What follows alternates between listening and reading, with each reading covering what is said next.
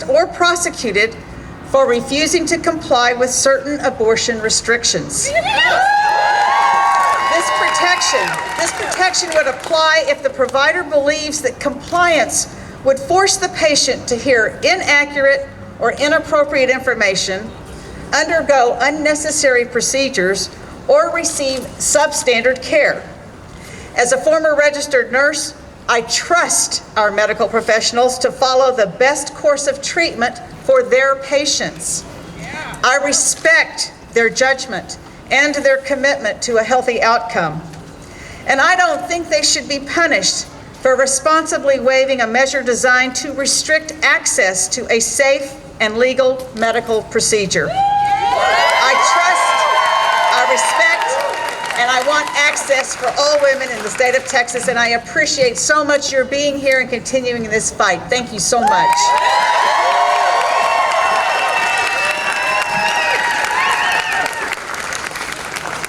Our next speaker today is a powerful activist and writer here from Fort Worth, Candace Russell.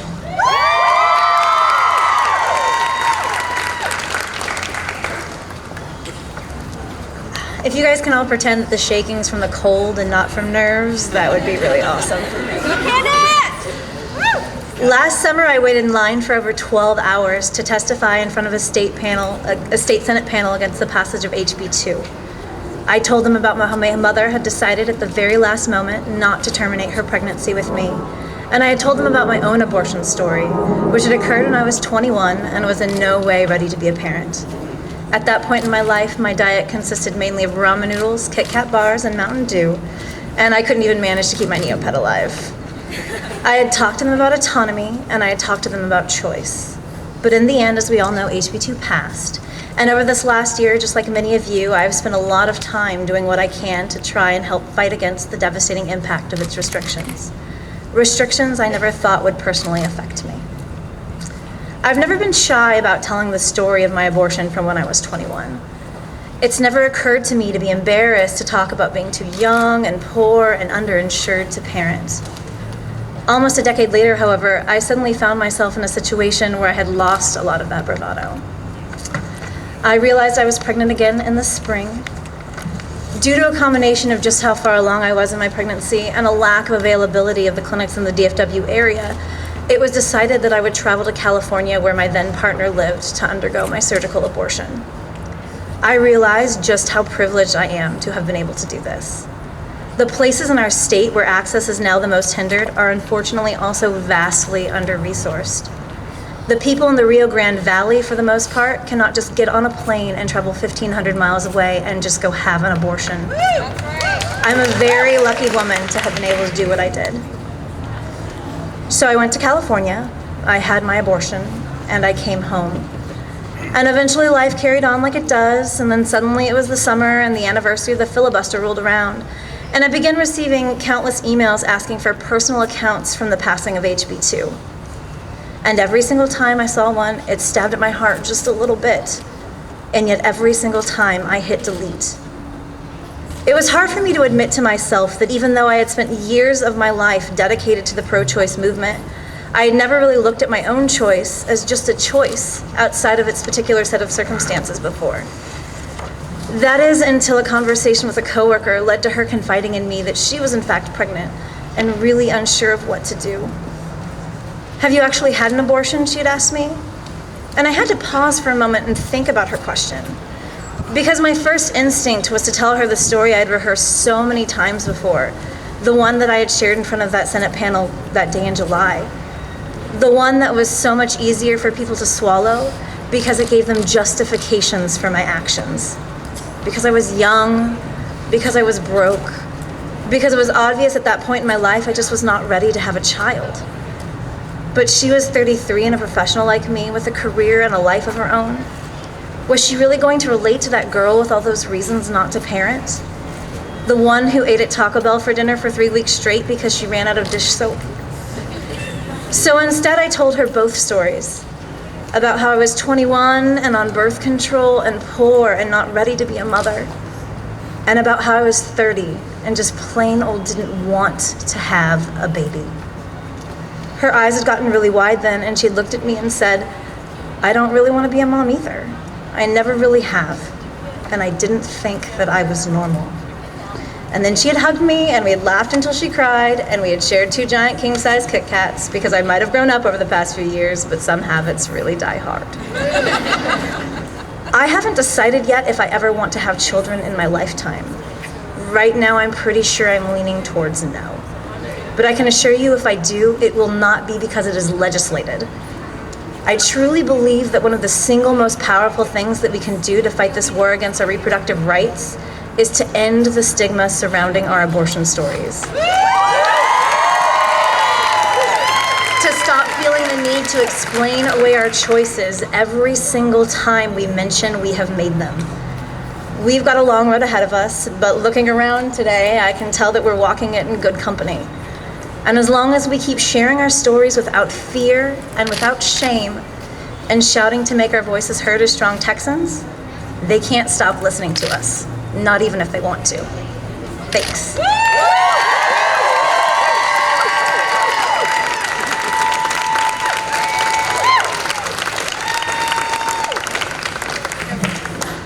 Next, I'd like to introduce Andrea Ferrigno from Whole Woman's Health.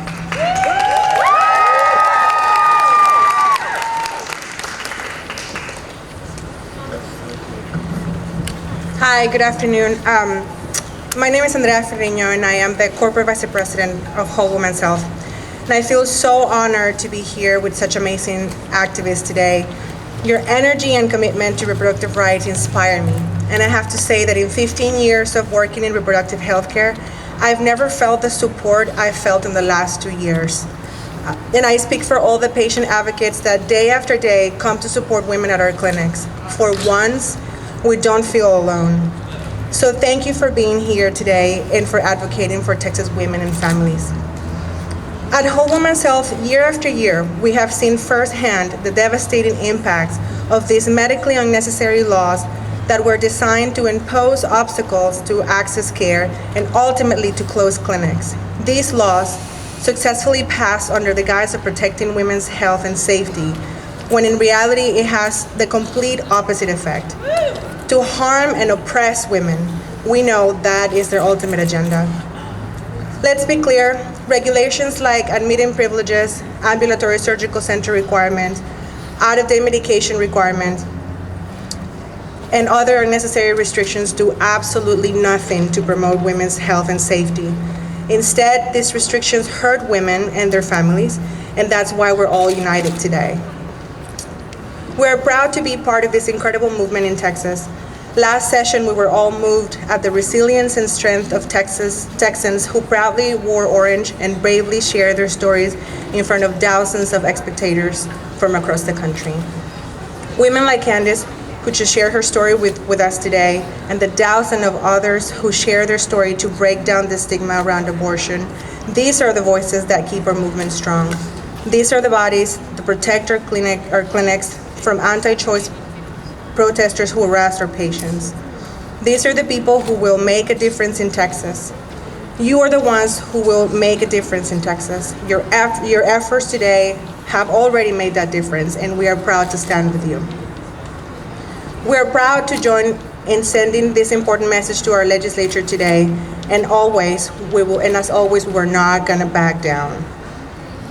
They can bully us, force our clinics to close the doors, create incredible burdens to our doctors, and insert as many trap laws as they can possibly do. But we will never back down, we will never stop fighting, and we will never let politics get in the way of providing holistic and compassionate abortion services. Because we trust Texans, we respect our doctors, and we will continue to fight for them until justice is served. Thank you.